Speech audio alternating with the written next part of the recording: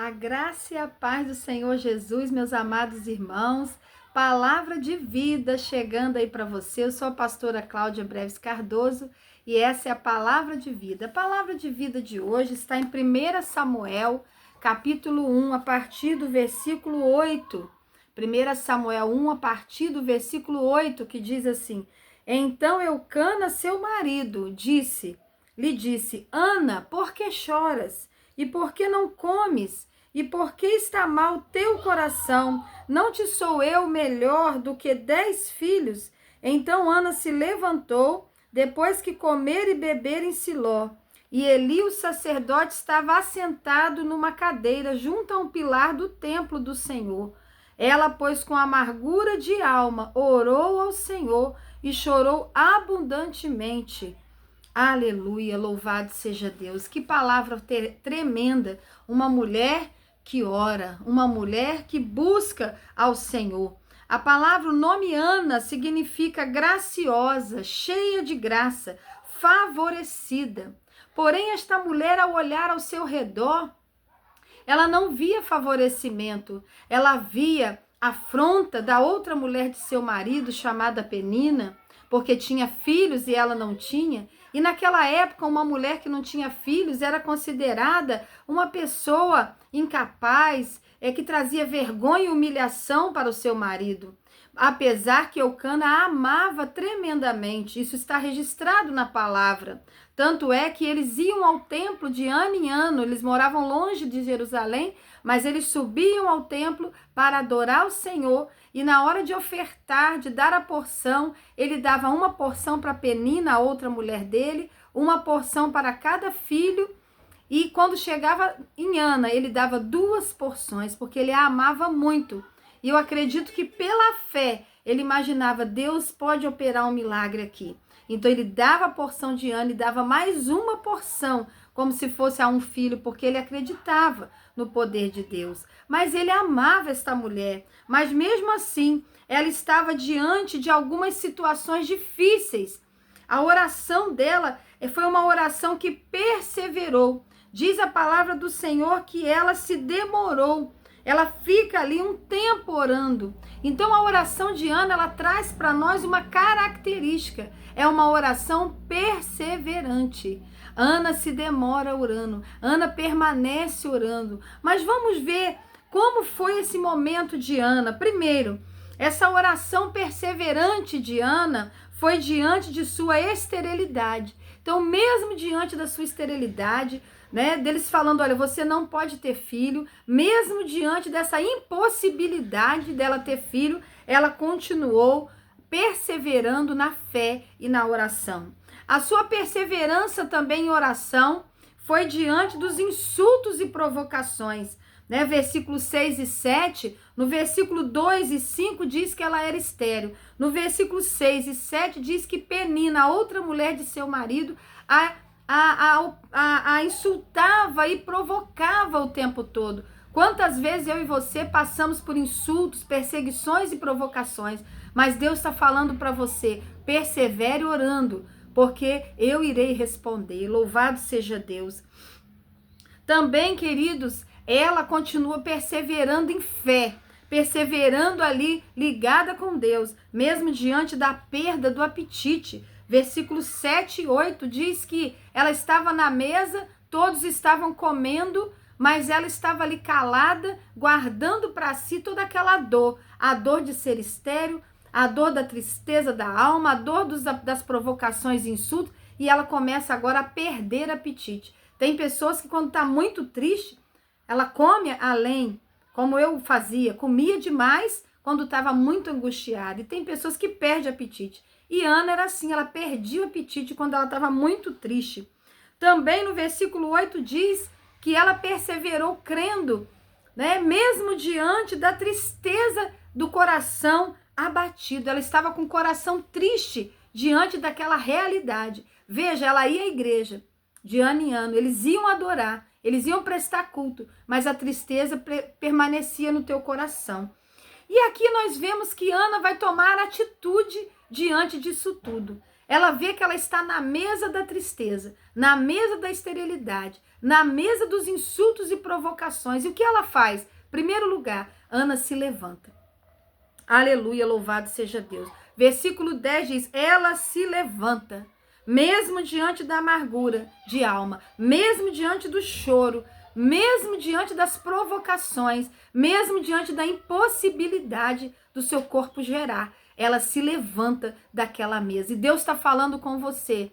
Você precisa tomar uma atitude. Você precisa se levantar dessa mesa do choro, dessa mesa do luto, dessa mesa da angústia, dessa mesa da tristeza, dessa mesa da ansiedade, dessa mesa da provocação. Levante-se para tomar uma atitude. E ela disse, chega, eu não vou ficar mais aqui nessa mesa. Eu vou me levantar e vou fazer algo que está aqui no meu coração, que eu preciso fazer.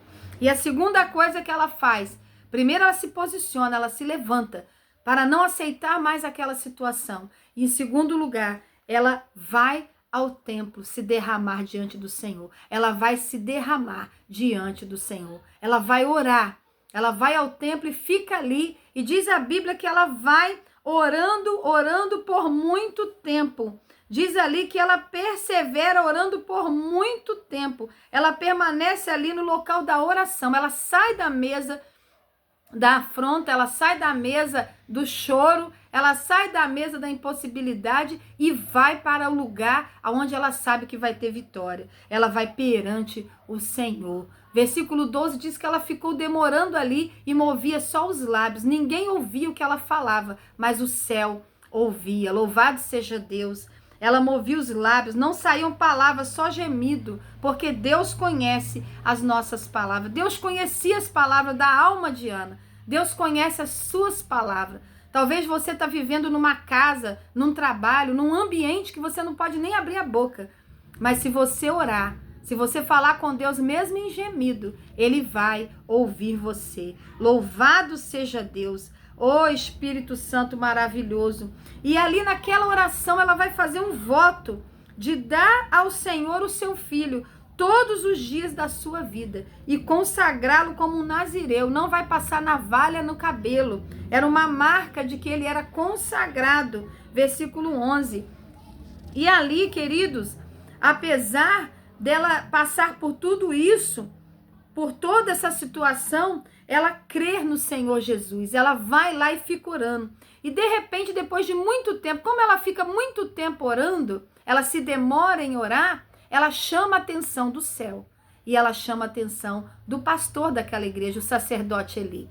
Eu quero dizer para você que quando você fica no lugar da oração e sai daquela mesa de afronta e vai para o lugar de oração, ali você vai chamar a atenção do céu. Aleluia! Ela chamou a atenção do céu e ela chamou a atenção daquele pastor, daquele sacerdote.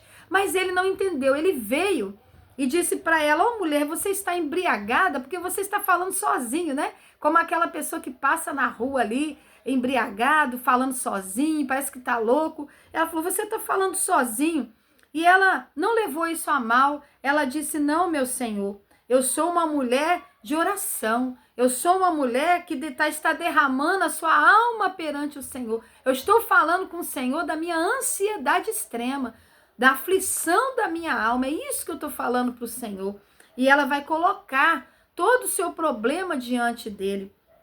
Apesar, irmãos, de ser atribulada de espírito e pelo excesso de ansiedade e aflição, veja bem, essa mulher, ela tem uma reação muito interessante. Ela tem domínio próprio, porque a reação dela ela não briga com o esposo, apesar da aflição da alma, ela não briga com a outra mulher do seu marido, porque talvez eu e você iríamos brigar com aquela mulher. Ela não briga com Penina.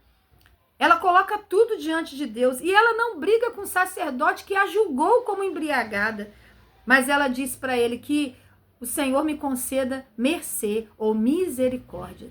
Que o Senhor tenha misericórdia de mim. E naquele momento, aquele homem de Deus, né, declara para ela uma palavra profética que eu quero declarar para a sua vida. Você que está saindo agora, que vai tomar uma posição de se levantar dessa mesa, aleluia, essa mesa de dor, de reclamação, essa mesa de murmuração, essa mesa de afronta, essa mesa de angústia, de choro, vai sair dessa mesa e vai ficar aos pés do Senhor. Eu libero a palavra para você. Vai-te em paz.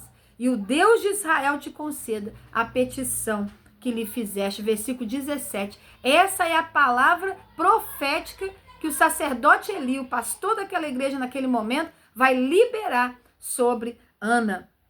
E interessante, queridos, que ela, antes de receber a resposta, veja bem, ela não sai da igreja com Samuel no colo. Ela não sai da igreja com a vitória na mão, mas ela sai com a promessa. Ela está debaixo de uma palavra profética. Ela está debaixo da palavra de Deus para a vida dela. E ela sai dali com fé, com confiança plena nas palavras do Senhor. Como que a gente sabe disso? Quando ela sai da igreja, ela vai e come. Ela se alimenta. Ela volta a comer antes de Samuel chegar no seu ventre. E outra coisa, o rosto dela, o semblante dela muda. Já não está triste. O seu semblante fica feliz e ela passa a estar em paz. O semblante dela já não era triste, diz o versículo 18. E então, por quê? Porque no versículo 17, o sacerdote Eli diz, vai em paz.